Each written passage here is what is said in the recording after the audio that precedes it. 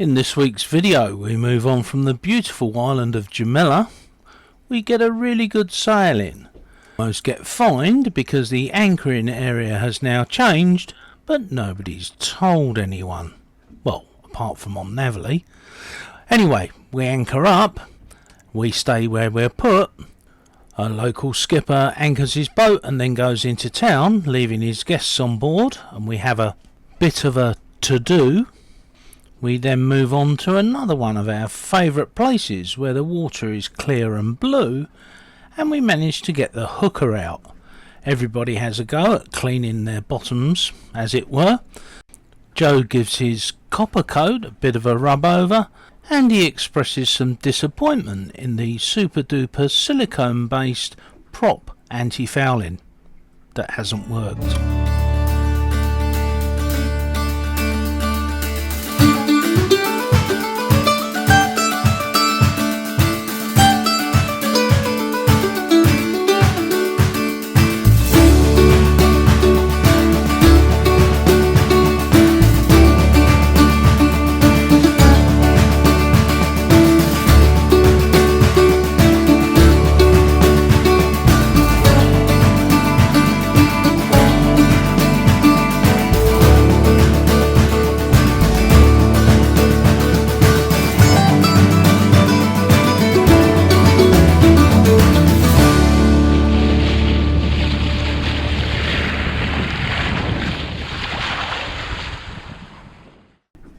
Last week you saw us tied back behind the island at Jamila, one of our favourite spots, but it was time to move on.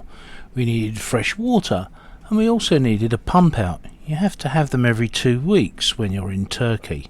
And so we headed up to here, Fethiye. Now this is a well protected anchorage, but beware. From the last time we were there, they've changed the official anchoring spot. This is the official chart on Navionics. And this is what's shown on Navily.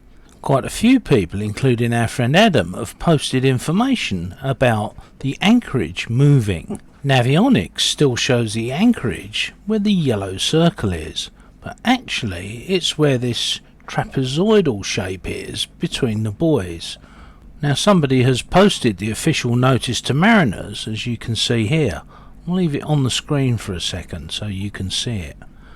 It's not unusual to be fined for parking outside the Coast Guard station, but now that they've moved the anchorage, what they're doing is fining you, not telling you, and then when you hand your transit log in, leaving the country, they fine you then, instead of just moving you on. Sneaky, eh? So we anchored in the designated area, as you can see here, using our chart plotter and our anchor app. We're able to satisfy ourselves that we're not actually dragging and the boat is staying within its swing area. Unfortunately, after a couple of days, a local gullet came along and anchored well within our swinging area. He then went off and did some shopping, leaving his passengers on board, none of whom could either navigate or move the boat. As the wind changed, they got closer and closer. Now it doesn't look particularly close here, but let's show you some snapshots taken by others and Cindy on her phone. We did try to contact people on the boat, but they had no idea what they needed to do.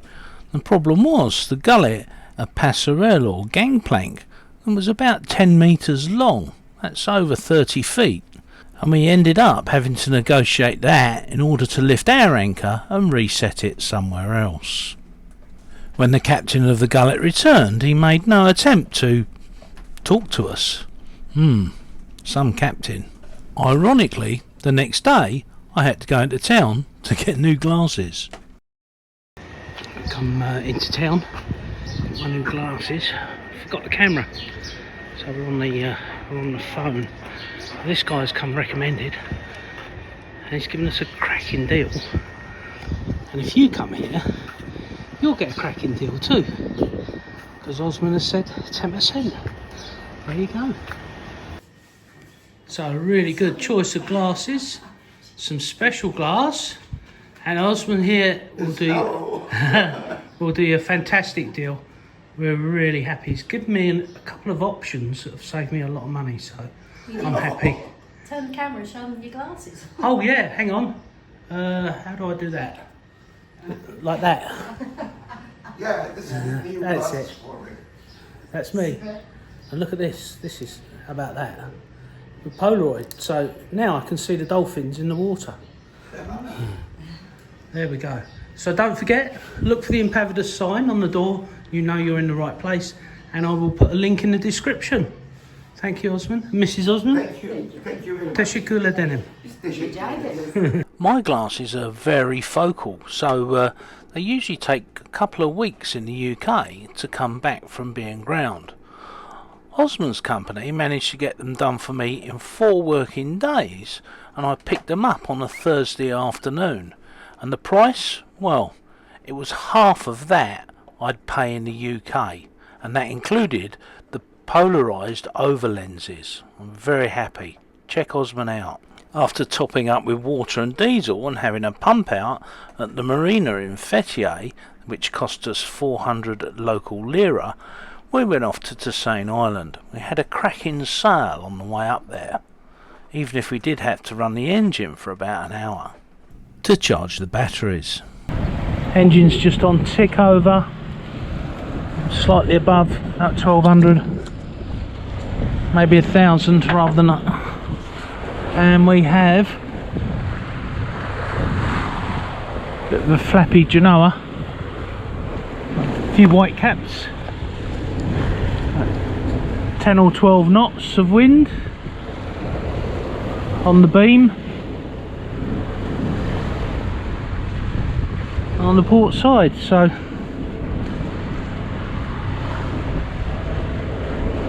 charging up all the battery lights, look.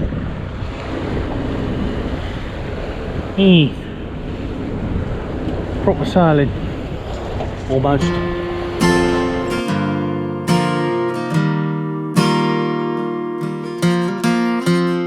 The island's very peaceful. It's one of our favourite spots.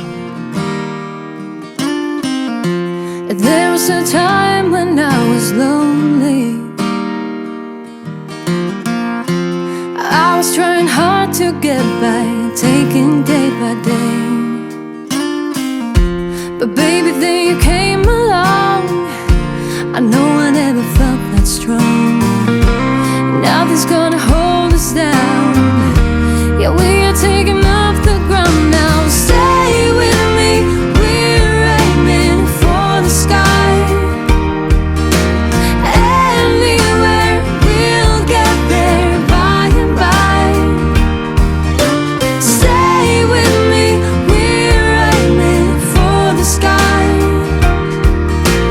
Anywhere. At the top end of the inlet there is a small restaurant, but we can't recommend it because it's incredibly expensive, and that's unfortunate because it is quite a beautiful location. We're in the moment we've been waiting for.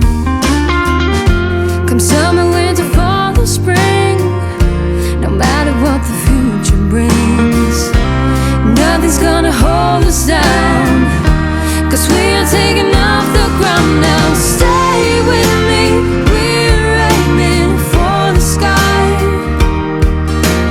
Anywhere, we'll get there by and by.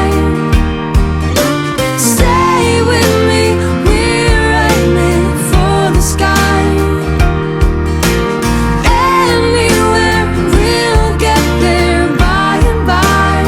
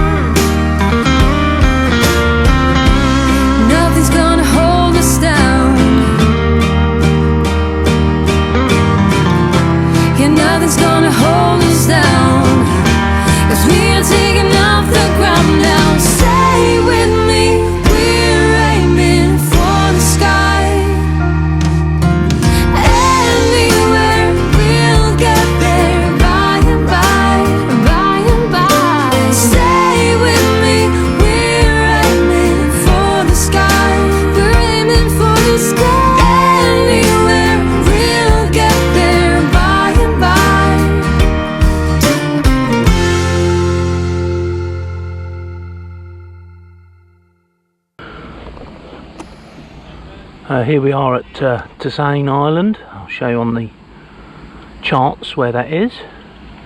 And today is Carrefour supermarket boat day. There's the guys, they're picking up people from the other boats. There must be, what, 4 boats over there, another 5 over there, Joe next to us, then us, Madam who's just about to go swimming, and then White Cat, Eternity, 2 other boats. There was a 3rd boat down there this morning. The place is a bit of a mess at the moment because we're going to have a debate about that later. If you don't know what that is, we'll tell you, but if you do know what it is, pause the video, put in the description what it is.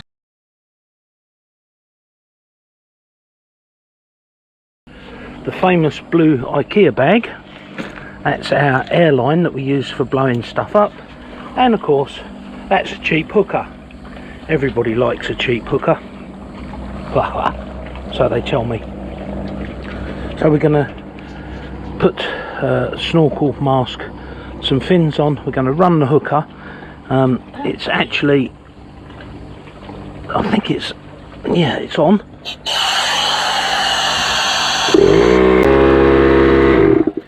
So this is the main cylinder, that's about 5 litres, 4.8 litres.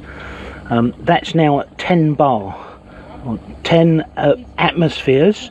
So 10 atmospheres, 1 atmosphere is 14.7 psi, pounds per square inch. So this is at 14.7 times 10, just under 150 psi.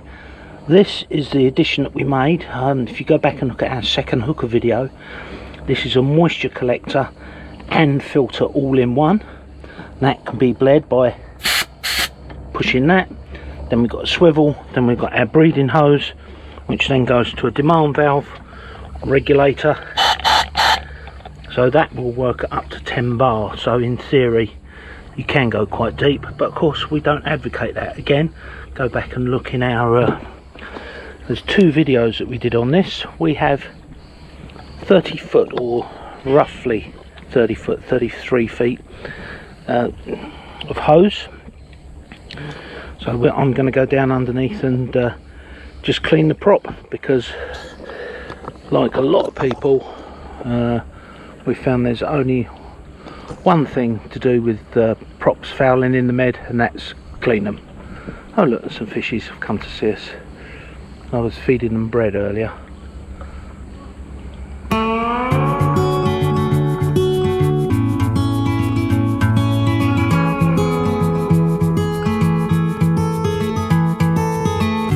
There's no one like you, my little girl. Your eyes so blue under those brown curls.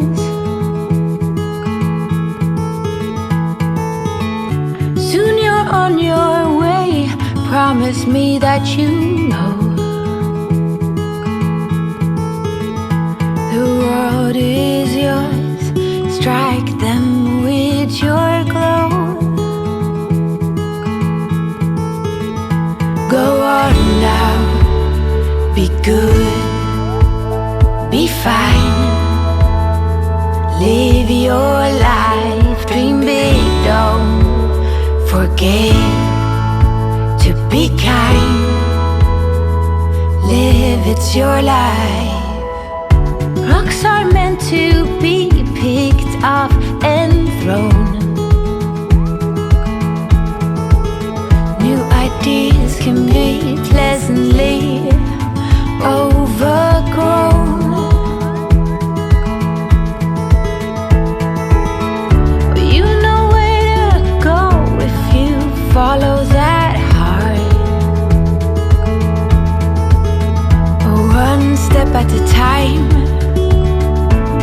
We all play our... Joe spent some time wiping over the bottom of his boat with the green scratchy and inspecting the specialised silicone based anti-foul that he'd put on his prop and his prop shaft, which was now coming off.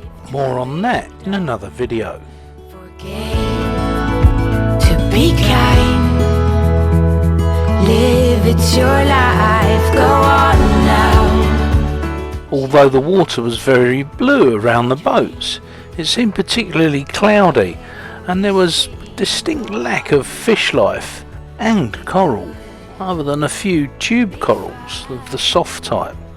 Everything else just seemed to have gone.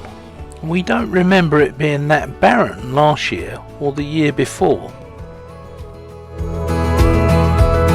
Live your life.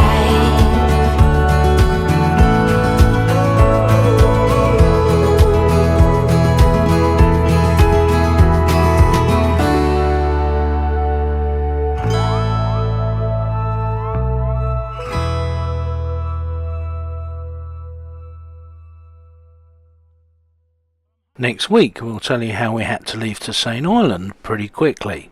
So quick we didn't even have a chance to lift the dinghy. But we weren't the only boat that got caught out.